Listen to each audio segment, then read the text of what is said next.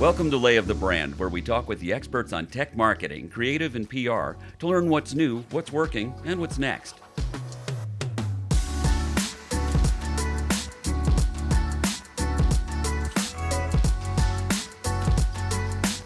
I'm Peter Jacobs with Merritt Group. For healthcare technology marketers, knowing where to focus your efforts and your resources starts with understanding what CIOs really want from you and what they don't. Well, what's the best way to reach this elusive group? What are they reading and watching? And how can you avoid being the one who misses the mark? Well, to answer those questions and give marketers real metrics to work with, we've done two things. First, Merritt Group partnered with 72 Point to survey healthcare system CIOs and find out how they prefer to learn about new tech solutions. You can see the full results at the Merritt Group website. Second, to learn more about what the results really mean, I'm talking with Amanda Burry, Chief Commercial Officer at healthcare platform creator Infermedica. Amanda, thanks for joining us. Thank you, Peter, for having me. I'm excited to be here today. I want to start with a general question. How easy is it to go wrong when you're planning where to put your marketing efforts?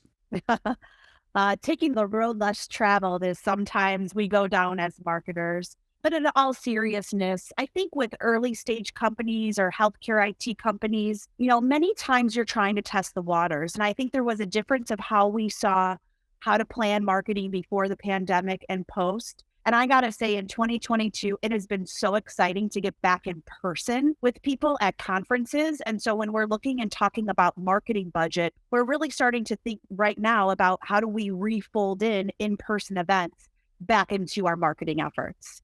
So, talking about reaching CIOs, what's been working for you so far? And we're going to talk about that in contrast to what we hear from the survey results in just a moment. Well, I think when you talk to CIOs and you look at the segment in which they represent, this idea of technology and how technology plays in health systems today. Prior, marketers were very siloed from the IT portion of the business. Marketers would go, they would do their traditional buys, they would purchase their media. And once digital efforts starting to gain way, we started to see a shift where now marketing and IT had to come together. And at first, it was a lot about infrastructure. There were hard costs, there were data centers, there was on-prem installs. And now what you're starting to see is more cloud-based solutions. You're starting to see cloud data solutions, integrations with the EHR from like an online scheduling perspective. And now what's happening is marketing and IT is having to come together and really develop what is their strategy as it relates to the marketing efforts for their organization. And I've been part of companies where it was been really challenging because it was the early days and they still didn't know how to dance with each other. But now it's starting to become more fluid and a lot more digestible for us as technology companies because we're better prepared. We have a better blueprint. We understand the needs of IT from an ease of use, integration standpoint, security, privacy, and data protection. But also then how do we relay that back to marketers so that they can generate the ROI and the metrics that they need to prove out the campaigns and programs that they are running for their patient populations. So now you have this merriment of patient experience and marketing along with leveraging IT to make that entire patient life cycle more efficient. Well, as we know, CIOs are notoriously hard to reach with marketing.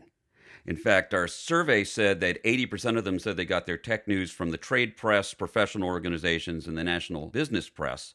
75% said they got vendor and product information at conferences and events, which, as you mentioned, we're starting to have again. What that tells us is traditional channels are still essential. Does that surprise you? It does. When I was reading the report, I kind of chuckled because I still think a lot of times we fall back to what we know. And as marketers, I think we're still pushing out a lot of traditional content, knowing that knowing it's producing some numbers. But I really think that these in-person events, doing these smaller, like 20-minute panel segments, or people taking a white paper and dissecting it down into more snackable and shareable ideas is really what resonates more with the CIO who is leading those efforts. At conferences, I think we all pulled nuggets from a lot of those presentations, and those kind of stick with us, and then they are reinforced in traditional efforts. So you might see those on LinkedIn or on a trade publication. But I think overall, most marketers are still marketing to CIOs in a traditional sense because much of the community is still digesting a lot of that content. But I do see it shifting a little bit. And I think that there are going to be some new avenues and channels that healthcare marketers and technologies specifically use to start to elevate their message to some of those C-suite executives like the CIO. Do you think it's a chicken and egg kind of situation where if the new types of content or the new channels aren't being used, then why would anybody be looking there? Yeah, and also maybe people just aren't creating good enough content for those channels, right? So I think, what is it? We all have the attention span of a goldfish, like 3 seconds. And I think it's even becoming less, is what they're saying these days. And so I really talk to my team and to the members that I am working with about snackable content. It is great to put out some long form journal articles or clinical data trial information or validation that you're working on. But then how do you break that down and make it snackable? Whether you create a short YouTube video, or maybe you're creating a workflow or a use case demonstration where you want somebody to digest something quickly, or maybe it's a short form blog or social media post. I think what we're going to start seeing is marketers are going to have to get a little bit more creative and crafty on how do they take these longer white papers and create more shareable size content that somebody can digest quickly, understand, move on, maybe file away for another day, or leverage it in a presentation that they're looking to put forward for budget planning, strategy sessions, etc. Well, the survey told us that the top four content types that CIOs are paying attention to are videos, followed by case studies, vendor websites, and webinars.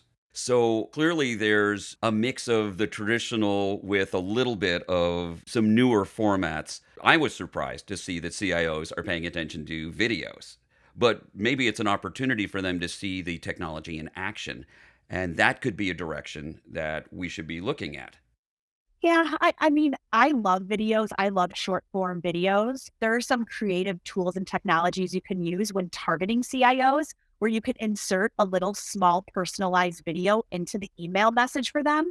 So instead of them having to read the email, it's actually your face, your voice. It gives you more of a personal connection. So whether it's myself talking over maybe a demonstration or something that you've created that's configured to their business, I think that's another part too, Peter, that really stands out to CIOs is if you're doing a video or you're producing some sort of content or collateral, how do you personalize it for them for their specific business?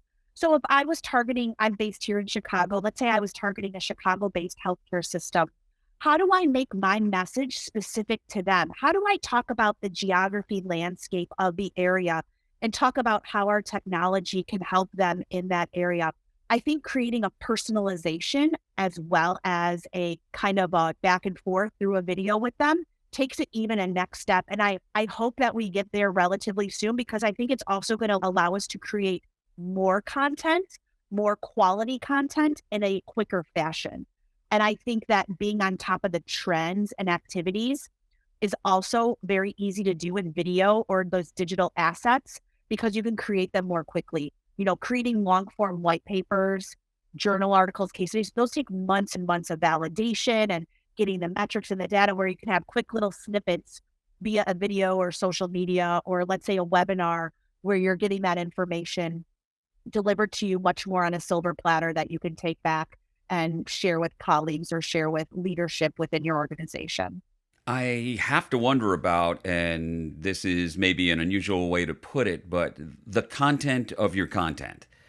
If you're using your outreach materials to deliver a selling message, how does that compare to an educational message where you're just trying to inform and engage and, as you say, generate a two-way conversation?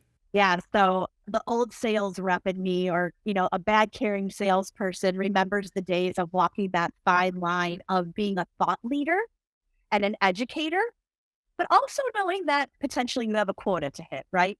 And so, looking at both of those elements, I think as an industry, there has been so much progression in healthcare technology, creating such fabulous thought leaders along the way. You think of people like Aaron Martin, who came from Amazon and Providence and now is back at Amazon.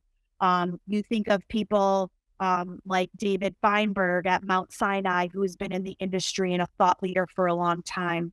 When you leverage those as your customers or partners in the market, and you talk to those key opinion leaders and you weave them into your story to talk about strategy and engagement, I always tell people, sometimes I want to have a conversation with you and it's not about our business. Let's talk about the industry and what's happening. And I think companies that can build partnerships with those KOLs or key opinion leaders and build measurable ROI and metrics, I think gone are the soft days of just delivering a workflow or a use case and saying like, this works, fingers crossed. I think you need hard metrics, hard ROI of value and how that value relates back to the outcomes that they're looking to achieve. And then having those opinion leaders or those thought leaders as a referenceable site for that, because we're all learning from each other.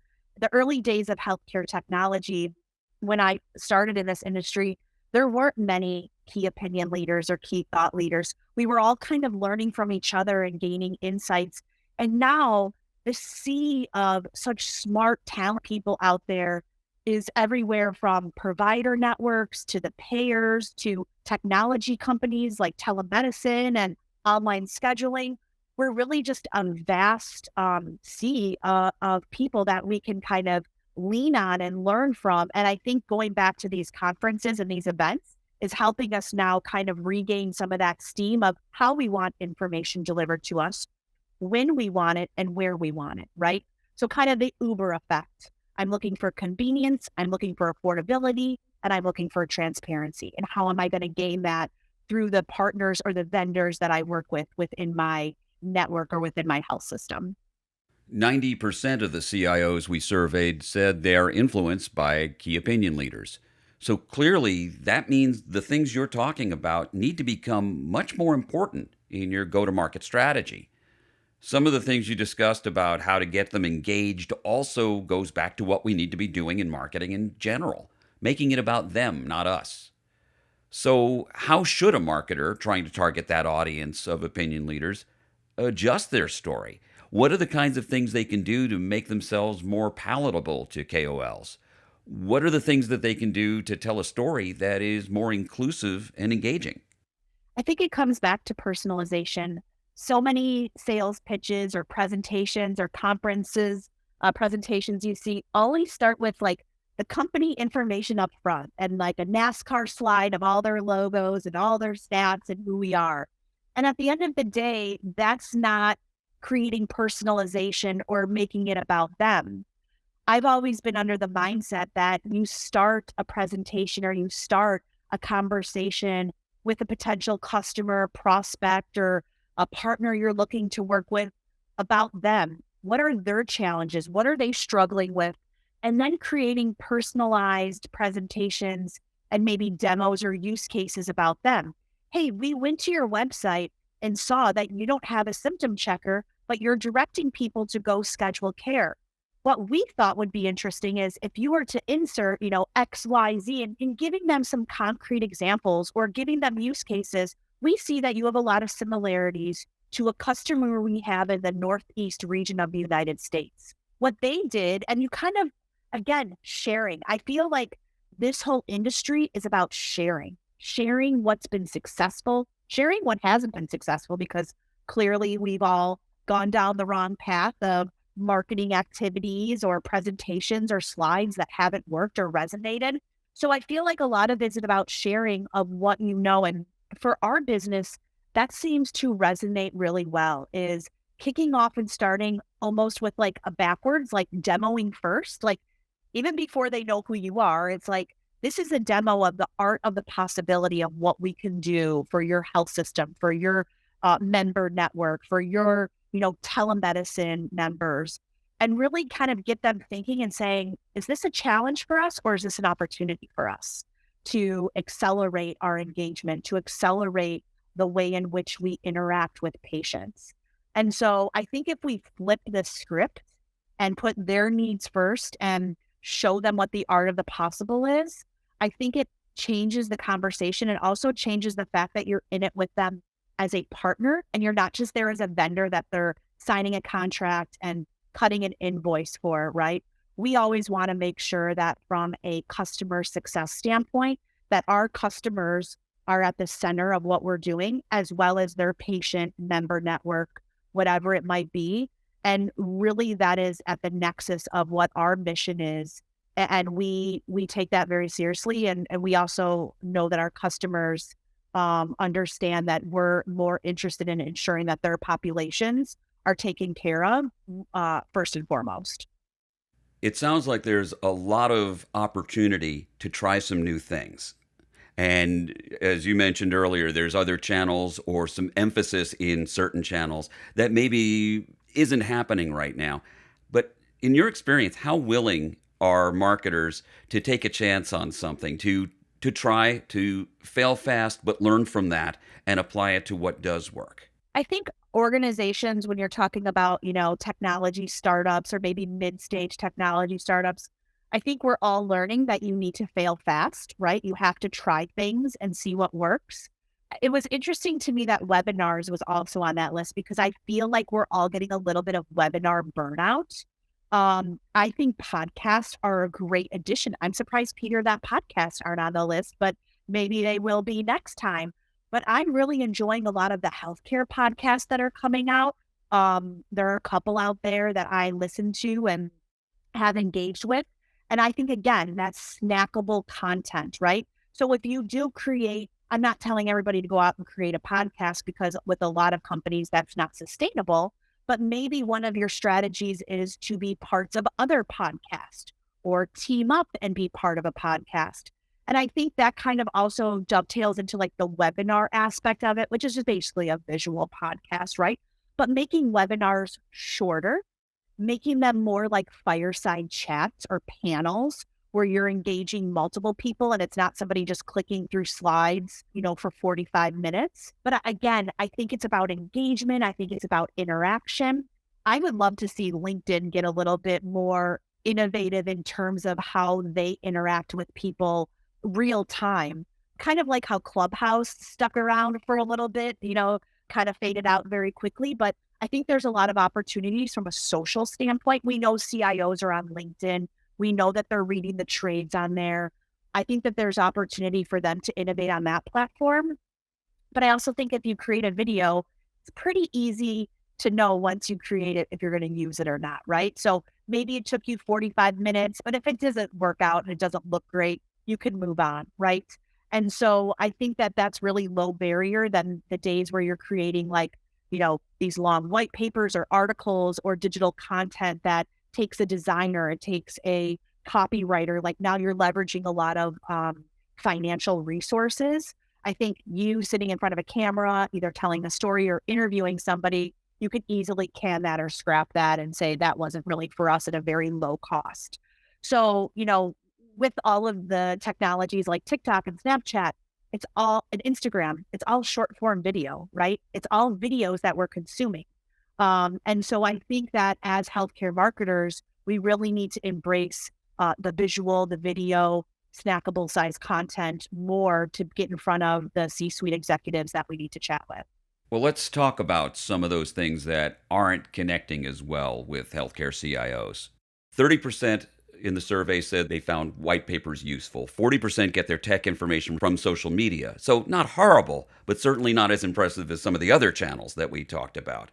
But that said, digital marketing, which is closely tied to social media, is more important than ever. So how do you reconcile all of that? And how should that impact your strategy, especially if you want to have a multi-channel approach? So I think you have to really think about what are the pillars that you're looking for. Let's say you're planning on a quarterly basis or you're thinking half annual or quarterly. What are the pillars that you're standing up for your strategy that quarter? Are the pillars around, let's say, in-network appointments or leveraging a symptom checker like we have in Infermedica? And if that's one of your pillars, you then need to make sure that your entire strategy around that pillar has that multi-channel approach. But you need to know where to really spend your time. Are you going to put out some paid LinkedIn advertising and how are you going to target there? And then is your LinkedIn advertising going to arc back to that white paper? Or maybe it's a video message based on that white paper and they have to get through a couple more channels to get to the white paper, right? Or are you going to spend some time more on video and social selling? Like I said, there are some great tools that you can use where your sales team or your customer success team could create quick, short little videos just on their MacBook, embed them in an email. Hey, customer, like we saw a 40% increase. Everything's going great. Would love to set up your next meeting. Happy holidays. I mean, it is so much more pleasant to receive that than an email that you have to read, file away, respond to. Like, it's just a little bit, again, more about that personalization. So I think when you talk about just leveraging the different aspects of your strategy, you do have to make sure that even though some of those numbers might be a little bit lower, there are still valuable KOLs and valuable customers in those segments, and you shouldn't leave them out because we do know that CIOs are still using those channels, but you need the reinforcement of the brand message around it as well. I want to ask you about something that's not part of the survey, but I'm just curious about your take on this. AR, VR, maybe even the metaverse. I know that's reaching way into the future at this point, but augmented reality and virtual reality have a place in marketing. And I'm wondering if, with healthcare technology, trying to reach CIOs, if you see that as a possibility to include in a strategy. Yeah, I think it also is business dependent. So the one thing we didn't talk about is not all strategies fit all businesses, right? And I think many times marketers hear about TikTok or Snapchat or something new, and they're like, we have to try it. And I think you have to step back and say, does this fit our business model, right? Are we somebody that benefits from this? I did an interesting marketing campaign years ago when Snapchat just came out here in Chicago for the Chicago Marathon. And we actually created lenses for the marathon and we created a meeting point based on Snapchat coordinates at the finish line. And we leveraged like this whole health hub station where you can come and, get a massage after and all of that. And so the strategy made sense for that moment, right? But it didn't make sense potentially for that healthcare system to use that strategy for other areas of marketing, right? And so when you think about things like virtual reality or augmented reality, in healthcare, they definitely have a space because a lot of what we do in healthcare and see is visual and is an experience. And so if you're taking a CIO through what a data center looks like, and you can get a real creative way of looking at the data center in a cloud and how it navigates and how the tenants go back and forth and where things are stored, like that is a great strategy. That is, you're taking them on a journey and they are almost feeling and touching what that's going to look like, right? But I think if you're somebody, maybe, a company that is more based on, let's say your image, you're taking images like diagnostic images and putting them on a disk and storing them, maybe not the best strategy for you. So I don't think all strategies are one size fits all. You have to think about what's purpose and what are the outcomes you're looking to achieve. But I think if you're in an experiential part of healthcare, like I can see one like for our symptom checker, taking you over a body and saying my shoulder hurts and what does that look like and how do we, drill down into the inner workings of the shoulder and are you a male or female? There are ways to get creative with it, but also knowing your audience and how they want to consume that. That might be a great thing to do at a conference where you're trying to drive people over to a booth or, stuff like that. So I think really digesting the strategy and make sure it fits within your organization is really critical. Brand authenticity gets discussed quite a bit to the point where it's getting a bit diluted, but it does have a serious meaning. Tell me, in your thinking, how a brand impacts somebody's willingness to hear your message. I think the authenticity piece you mentioned, it does. It gets diluted because we say transparency, authenticity. But I think if you're living it day to day within the culture of your business, I've been on calls with my sales team where we've said, this has been a great call. We love learning about you, but I don't know that you're a right fit for our business. We would actually be doing you a disservice to partner because you're asking for maybe a lot of customization or configurability that just doesn't align with our product, right?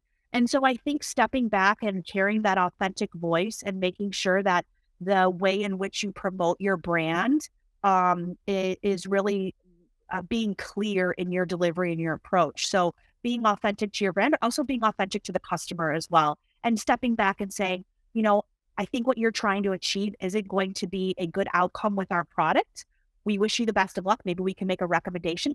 I think that's another really powerful thing is sharing your network and opening your network to other companies or businesses or partners that might be a good fit for them. Hey, I just saw somebody at a conference and what you're talking about is what they're working on. Like I can connect you with this person that I just met. It might be a good contact.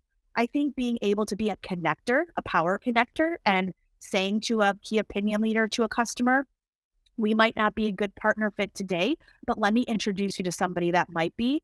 I think that is a very powerful statement and shows authenticity of the relationship and how this industry is also run. Amanda, any last thoughts for us on how to engage healthcare CIOs? I think being authentic, making sure that your brand is authentic to the market, making sure that your mission and vision is aligned to what they're looking for, and really making sure that you're listening to what their challenges are, understanding the opportunities that they're looking to promote and also achieve within their organization. We all in healthcare want to put patients at the center of the experience. And we need to remember that whether you're a C-suite executive, a daily marketer, a copywriter, we're all patients at the end of the day. And the CIOs that we're dealing with are also working through their own healthcare system challenges as patients. And so I always try to remember that at the end of the day, no matter what the decision is, it's always great to have the chance to meet CIOs and understand what they're working on and how we're all trying to progress the industry together. I've been talking with Amanda Burry, Chief Commercial Officer of Infermedica. Amanda, thank you so much for being with us. Thanks, Peter. Nice speaking with you. And thank you all for joining us. If you'd like to see more results from our Healthcare CIO survey, visit the resources section of the Merritt Group website at merrittgrp.com. That's merrittgroup.com. Lay of the Brand is brought to you by Merritt Group, an integrated strategic communications firm that blends the best of PR, marketing, and creative to help our clients tell their stories and build business. Got a topic suggestion or want to share feedback? Subscribe to Lay of the Brand on your preferred listening platform and leave us a review. And please spread the word and tell your friends and colleagues to tune in as well. To learn more about Merritt Group and the show, check out layofthebrand.com.